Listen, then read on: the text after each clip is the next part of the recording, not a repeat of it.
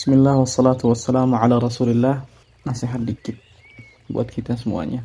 Allah subhanahu wa ta'ala berfirman di surat Al-Baqarah ayat 2 yang kita semua sudah hafal insyaallah. A'udzu billahi minasyaitonir rajim. Bismillahirrahmanirrahim. Alif lam mim.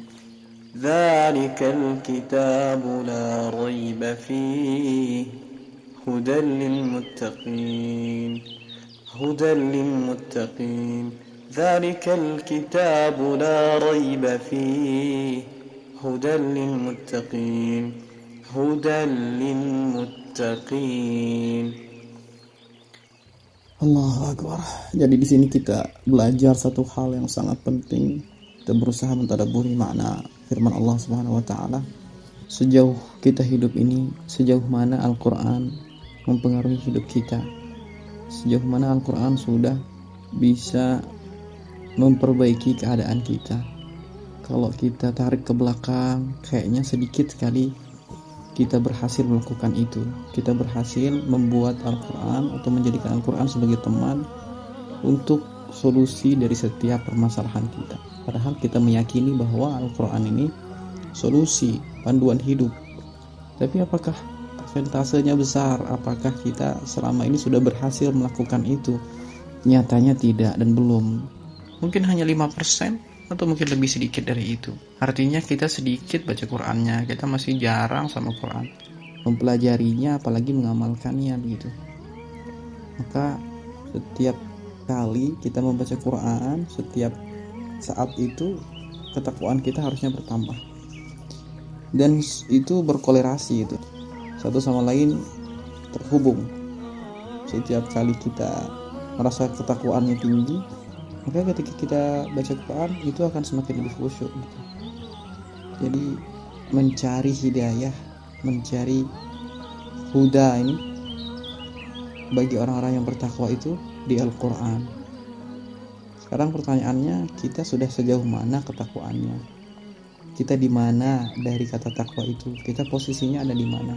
Sudah sejauh mana kita membuat tameng antara kita dengan apa yang Allah benci, dengan apa yang Allah larang, dengan apa yang Allah tidak sukai? Meninggalkan kemungkaran dan melakukan kebaikan karena takut kepada Allah. Ini kita sudah sejauh mana? Itu.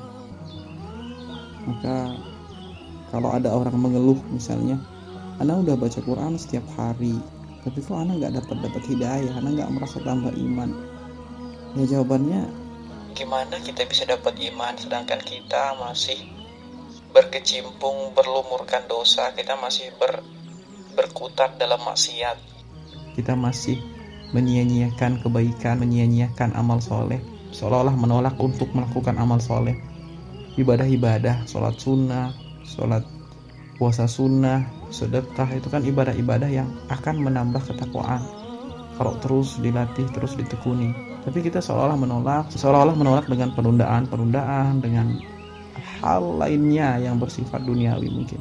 Jadi kenapa kita mengeluh gitu? Kenapa kita nggak bisa dapat hidayah ketika baca Quran? Sedangkan hati kita dipenuhi dengan dunia. Gimana Quran mau masuk? Makanya kita ubah setiap kali kita baca Quran, niat kita luruskan, kemudian kita pelajari, kita amalkan dalam keadaan kita sedang dan sudah meninggalkan maksiat. Kita sedang memprogramkan diri kita terus menyicil amal soleh demi amal soleh untuk kemudian meningkatkan ketakwaan kita, baik dari bacaan kita terhadap Al-Quran itu ataupun dengan amal soleh itu.